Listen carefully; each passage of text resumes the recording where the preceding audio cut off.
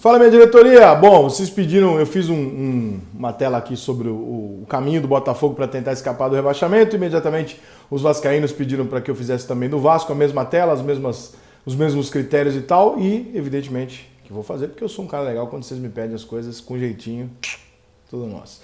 Ó, vou botar na tela aqui para vocês, tá? Antes disso, se inscreve aí, vira membro do canal, dá aquela moral e tal. Minimamente se inscreva, né? Porque eu falo minimamente todo vídeo, então eu já tô falando meu minimamente. E para você se inscrever, porque eu quero chegar a 200 mil logo. Então, pô, agiliza aí, né?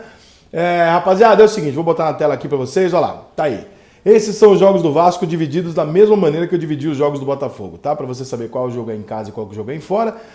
Entre os times que estão no G8, entre os times que estão no Z4, entre os times que estão entre os 9º e o 16º colocado do Campeonato Brasileiro. Ok? Então nós temos 3 grupos, 3 momentos, 3 patamares, né? Porque evidentemente o time que está no Z4 não é tão bom assim, o time que está no G8 é consideravelmente melhor, e o time que está no meio da tabela, em tese, é um time que oscila e que você quer, quando você quer tomar a vaga de alguém para não cair, é desses times que você está tomando. Então são os cenários seguintes. O Vasco, ao contrário do Botafogo, ele tem menos jogos contra os times que estão em primeiro lugar, que estão nos primeiros lugares. E esses jogos são, na maioria deles, em casa. Aí eu sei que você vai se perguntar, mas Rick, isso necessariamente é bom ou ruim? Eu acho a tabela do Vasco muito mais possível de escapar do rebaixamento do que a do Botafogo. Por quê? Primeiro porque ele tem os 3 jogos do Z4 em casa.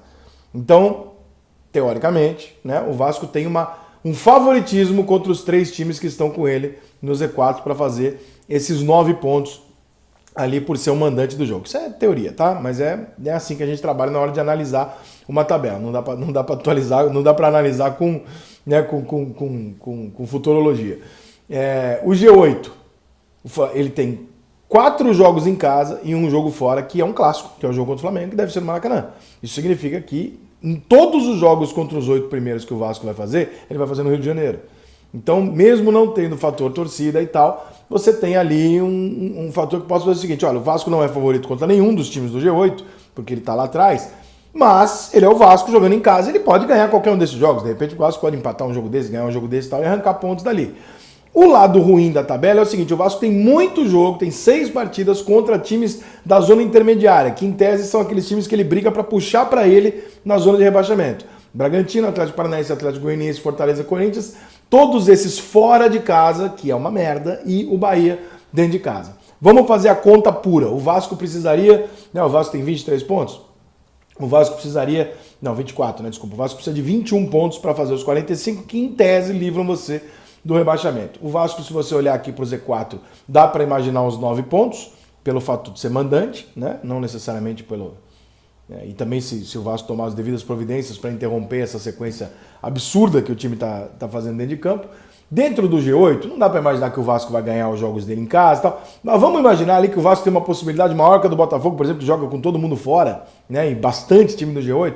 Vamos imaginar ali que o Vasco consiga beliscar lá, sei lá, 3 pontinhos contra um Fluminense que é clássico, ou num eventual jogo aí contra um desses grandes, o Inter que não tá bem, talvez. Vamos imaginar que dá para fazer aí uns 3, 4 pontos. O Vasco teria que buscar fora de casa, nos jogos do setor intermediário da tabela, mais do que o resultado contra o Bahia em casa. Então o Vasco chegaria ali a 17, 18 pontos, e o Vasco vai ter que arrumar 4 pontinhos aí contra Bragantino, Atlético Paranaense, Goianiense, Fortaleza e Corinthians fora. É fácil? Não é fácil. O cenário do Vasco é absolutamente tranquilo, mas muito longe disso. Ele é apenas um pouco melhor do que o do Botafogo. É só isso, tá? Não significa que as coisas sejam fáceis para o Vasco. Vou voltar para mim aqui para a gente falar sobre essa tabela que a gente viu aqui. Na teoria, o Vasco tem uma possibilidade mais aceitável do que a do Botafogo de imaginar uma reação. Até porque ele também tem pontos a mais do que o Botafogo na tabela. Então, essa é a teoria. Não quer dizer absolutamente nada. O Vasco vai lá e tropeça contra Curitiba e Goiás, fudeu, é pane, porque o Vasco vai ter uma série de times envolvidos na disputa entre o 9º e o 16º, todos eles fora de casa. Então, não quer dizer que a tabela é melhor. Quer dizer que, em teoria, o Vasco tem uma vantagem em relação ao Botafogo. Ele joga as partidas contra os 3 times da zona de rebaixamento em casa, o que torna consideravelmente favorito, e joga os jogos mais difíceis, que são os times do G8, em casa, o que dá também uma... Não vai dar o favoritismo ao Vasco contra os times do G8 sem público, mas dá ao Vasco uma melhor possibilidade. É melhor você jogar com o São Paulo em São Januário do que no Morumbi. Melhor você jogar com o Inter aqui do que no Beira-Rio, né? Isso é evidente. Então, o Vasco tem essas duas vantagens em relação à tabela do Botafogo.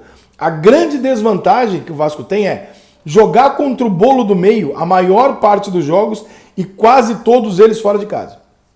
Então, o Vasco tem extremos em sua casa e jogos contra times equilibrados com o dele fora de casa. Eu, particularmente, acho bom. Tá? Tem gente que prefere, não, eu prefiro bater em tudo que é time mais fraco em casa e jogar fora de casa contra os times do G8 porque eu sei que eu vou perder mesmo. Tem gente que pensa dessa maneira quando olha para essa tabela. Eu mesmo, quando estava fazendo aqui, um amigo vascaíno estava comigo e ele falou, não, eu preferia pegar todos os times do G8 fora de casa, apanhar de todos eles e jogar contra todo mundo em casa para ganhar desses caras.